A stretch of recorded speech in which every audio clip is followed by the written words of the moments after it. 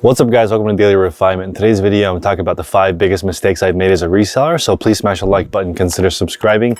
Number 1, in the beginning, I used to chase grails. So I used to look for hype brands like Supreme or Balenciaga or this is Balmain or Balmain, Gucci, right? So chasing the grails in the beginning was a big mistake that I made because a lot of people ask me, how do you avoid getting scammed? And this right here is the secret to not getting scammed. This is a pair of Steve Maddens. Now that I have been selling for a while, Steve Madden is a very generic brand. You can find it at almost any thrift store. It's something that you can find, but they're still worth reselling because you can get a good deal on them and the market value is still decent, and you're not going to get a lot of problems usually with the brands coming after you because it's an inexpensive item. So I always recommend for people, if you're trying to build a business, sell regular items where the brands don't want to come after you. If you sell Gucci, you're going to be in trouble because people are going to ask if it's authentic. You're also raising red flags from the actual brand because they want to make sure you're selling something authentic. Number 1, chasing grails is really hard because also when you don't find the item, you end up getting nothing that day. But you're always going to find Steve Madden going out and looking for shoes because it's so common, or Converse. These are brands that you would always find and not run into any brand problems usually with a pre-owned pair. Also, if you chase grails, your sales chart goes up and down because one day you're selling a Balenciaga and the next day you're not. So your sales are going to ping pong up and down. And I'd rather not do that because it's bad for your mental health having things, being so unstable. If you sell all generic items, you basically have flat sales. Almost every day will be similar. So I don't recommend chasing grails because you also have to be on all the BOLO lists, be on the lookout for items, looking on Facebook Marketplace, Craigslist. Maybe you're sniping items on eBay to resell. You're on all the sites looking for raffles. That's a really big diversity of attention, and it's not as good as just going to the same route every single week and looking for similar items. Overall, it's going to make you a lot more money. I wish I had knew that in the beginning. Number 2 is spending the principal too early. When I first started, I didn't reinvest enough of it into the business. If I had really paid attention in the beginning and just kept reinvesting, turning 1 into 2, 2 into 4, I would have grown a lot faster. But what I did was, as I started selling more stuff, I actually just started adding more categories. I started spending that money that I made learning how to do Amazon or adding Poshmark and learning of all these different platforms. I traveled a lot when I first started and met a bunch of people in the reselling community doing the hashtag networking. All of that ended up being a huge waste of time. If I had just gotten really good at my category, I could have skipped all that networking, because when you sell only Steve Madden, you start to understand what styles do well, where can you find it, what can you price it at. These are things that happen when you really specialize, and that won't happen if you're spending the principal too early on random things or you're going on vacation. You need to make sure that you spend all of your time getting good at one niche. And I know that sounds boring. A lot of people say, I do just fine selling in random categories. Well, here's one of the problems with that.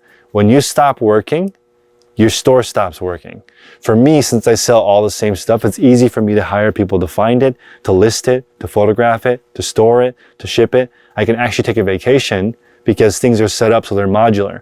If everything relies on you because everything is different, so hard to hire people. But let me know in the comment section below if it's been really easy for you to hire people and take a lot of vacation when you're an everything seller. I think it's more difficult. When you're an everything seller and you take a vacation, your paycheck takes a vacation. And for me, my sales are pretty much stable all year. Number 3, pricing is huge. So on a Steve Madden pair of shoes, pricing it at $19.99, very different than $29.99 and very different from $49.99. So you really need to understand your pricing. Most resellers sell cheap items for way too much money that no one will ever pay for that. And then they do get a really good item. They get a pair of Balmain sneakers that maybe the resale value is $450, even pre-owned, and they let it go for $150 because they're desperate. And they'll put something on Instagram like, I was tired of looking at it, so I just got rid of it. I never get tired of looking at it because I want to get most of the money for the item. I don't need to get all of it, but I need to get most of it. As the market value is $450, I want at least $380. I'm not looking for, I don't need $430 or higher on a $450. I can take a little bit of a break, but again, most people will take $200 for some reason on a $450 shoe. I see that all the time. And they get that money, and it basically, you're subsidizing you need all that money because you can't replace the Balenciaga as easy as the Steve Madden.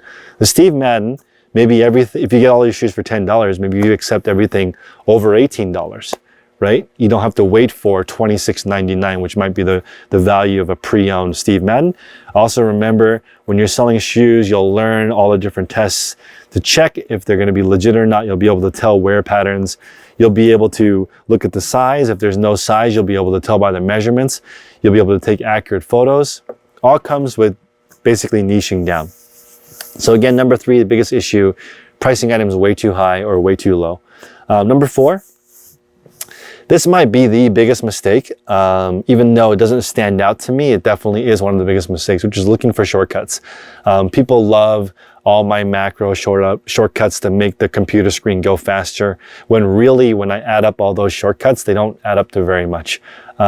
People love knowing about software that they can use instead of listing manually. All that software is garbage. I go over the fact that as an influencer, each time I plug one of those programs that people don't need, I make between $2,000 and $10,000 in affiliate commission, which is insane. So now I've decided, you know what? That's actually bad advice. I give you the advice, and you go and I make $2,000 to $10,000, and then you go out and it actually makes your life worse because you list less items, and those programs drop item specifics and they drop quality of the listing. So you end up making less money and paying more money. So that's a shortcut that people are looking for, thinking that that will make it easier for you, or that will make your life easier, or you can scale more. But in reality, that's not true. Skipping steps, as my colleague Tech and Sports would say, if you take shortcuts, you get cut short. So make sure you stay on track. Don't skip any steps. Finally, most sellers don't know how the platforms work. So I get that a lot. Oh, listing on eBay is so hard. I don't understand the item specifics, or I don't understand what the price the item's at, or I don't understand how to do returns. You would think though, if that's going to be one of your platforms, so people will say, I cross-list on Poshmark and Mercari, and I list on eBay, but I don't do very well on eBay, and I don't really understand it. Why would you expect to do well on eBay if you don't understand it?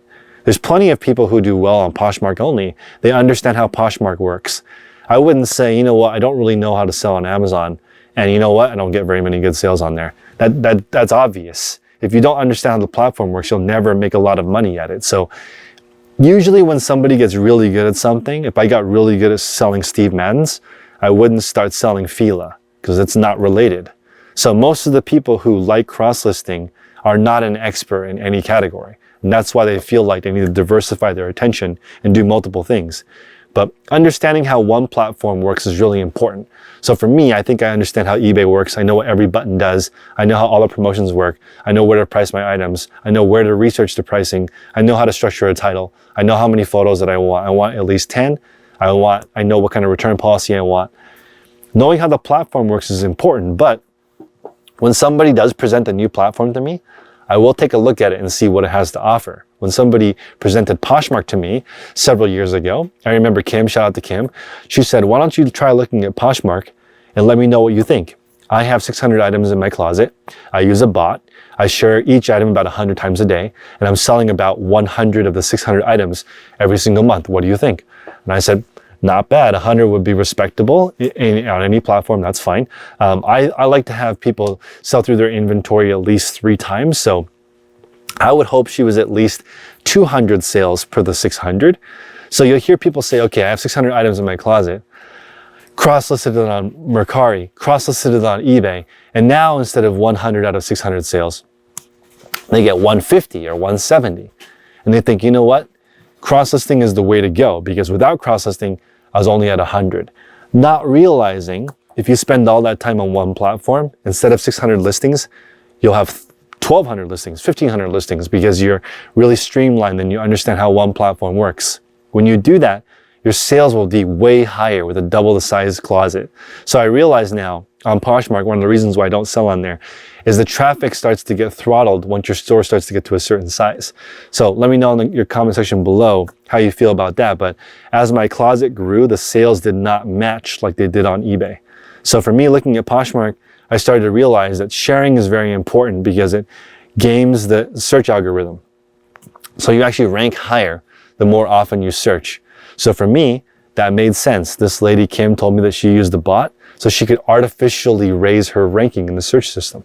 On eBay, you can artificially raise your search ranking by just paying for it. You can pay for promoted listings. You will have better placement in the search. So that's one way to hack the system, but it's not really hacking the system. You're not really hacking Poshmark by sharing over and over again. Poshmark has like a soft ban when you share too much. But let's say that you just have one pair of Steve Maddens and you decide to share it every 10 minutes all day long. That means every 10 minutes if somebody clicks on Steve Madden, your listing is going to be right up top, right? But you have to factor in how much time did you spend sharing the Steve Madden shoe every single 10 minutes, all 24 hours a day? Or do you have a bot that took you 15 minutes to set up one time and it shares your Steve Madden shoe 24 hours a day? Or are you on eBay and you just pay 4% promoted listings and now when somebody searches Steve Madden, you're always in the top rank? Or are you on Mercari and you realize that, you know what, Mercari front loads all the traffic, meaning you get all your traffic in the first couple of days? Then maybe on Mercari, I priced the shoe at the best amount that I would accept with no best offer. So I put in there, thank you so much for buying my shoe on Mercari. The fees are a little bit less than eBay. I think it's 10% plus processing, so around 13%. Maybe that's 2% less than eBay with the store subscription and the promoted listings. So you sell it on Mercari for $1 less. So this is me trying to maximize the platform. On eBay, promoted listings, good price, free returns, free shipping, maybe if I'm going for trying to game the system, right? Maybe on Poshmark, I share it every 10 minutes, and maybe on Mercari, I start with my lowest price. That's why starting with understanding the platform is reason number 5 why people don't really do well on their platform, is they don't take the time to really understand how the platforms work. And again, see how I just talked about 3 different platforms and I would have 3 different strategies? Imagine trying to cross-list with that in mind. You're going to try to cross-list 3 different platforms with the exact same strategy. That's not the best way to do it. So as you guys know, I'm on YouTube, I'm on Instagram, now I'm on TikTok. The way that content is made is different, right? So you guys will see, I'm putting some of the shorts on my YouTube channel for you guys to watch. Let me know what you guys think. Those are different. Those are 1 minute, quick tip, lots of information videos where people can kind of get an idea of a summary. That's sort of like the cliff notes of these longer videos that we're talking about right now, where I go in the long form and explain why I think a certain way. So the content is different. If I posted this type of long form on Instagram or TikTok, where people's attention span is really short, it wouldn't work. But if I was posting this as a podcast on Spotify or Apple iTunes, sometimes podcasts can be 10 hours long. So it depends. Who are you talking to? What's your audience? What's your platform? This is all very important, and hopefully you guys enjoy this type of content. So please smash the like button, consider subscribing, join our Patreon at patreon.com/resellers podcast, and we'll see you guys in the group.